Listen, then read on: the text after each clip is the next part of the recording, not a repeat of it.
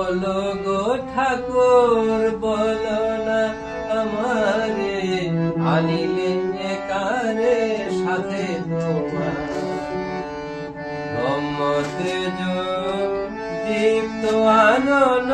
পুরুষ সিংহকে ঘুমা আনিলে কারে সাথে তোমার বলো গো ঠাকুর বলো না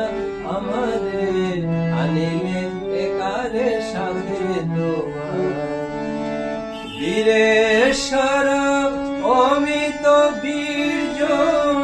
সুর সেনাপতি যিনি আসর বীরে